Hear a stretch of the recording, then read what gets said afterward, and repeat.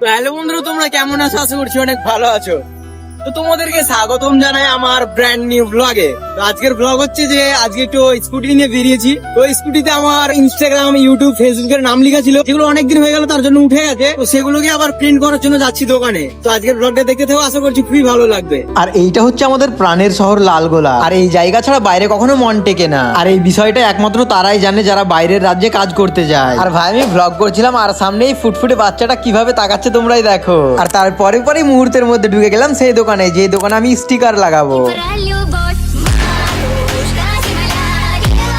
আর আমার already sticker লাগানো ছিল, কিন্তু কিছু কিছু জায়গায় উঠে গেছিল, সে কারণে আবার ডবল করে লাগাতে চলে এসেছিলাম। তো এখানে স্টিকারের কাজগুলো করা হচ্ছে। আর এই স্টিকার লাগানোর একটাই মজা, আমি স্কুটি নিয়ে যেখানেই যাই না কেন, আমার ভালোবাসার মানুষগুলো আমার স্কুটি দেখেই আমাকে চিনে ফেলে। আবার মাঝে মধ্যে দেখি আমার ভালোবাসার মানুষগুলো আমার স্কুটির সাথেও ছবি তুলে। আর তোমরা দেখতেই পাচ্ছ ভাইটা কত সুন্দরভাবে নামটা লিখে দিল। আর ভাই এরকম ছোটখাটো ভ্লগগুলো আসতেই থাকবে আমার ইউটিউব চ্যানেলে এবং আমার ফেসবুক পেজে। ইউটিউব চ্যানেলের নাম এমডি সদুল ভ্লগ এবং ফেসবুক পেজের নাম হচ্ছে এমডি সদুল 09। তো তোমরা ফেসবুকে দেখে থাকলে ফেসবুক পেজটা ফলো করে নাও, ইউটিউবে দেখে থাকলে সাবস্ক্রাইব করে নাও। আর আমার ফেসবুকে কিন্তু একটাই পেজ আছে এমডি শহীদুল 09, যেটাতে ব্লু টিক মারা আছে। আর বাকি যে সমস্ত পেজ বা প্রোফাইল গুলো আছে সবই কিন্তু নকল বা ফেক। তো যাই হোক, আমি যে স্টিকারটা লাগালাম সেটা টাকা ফাটাম করে পে করে ফেললাম। তো বন্ধুরা, এখানে আমার স্টিকার লাগানো কমপ্লিট হয়ে গেল। এবার আমি চলে যাব সোজা 4 চাকার গ্যারেজে, ওখানে আমার গাড়িটা ঠিক করতে দেওয়া আছে।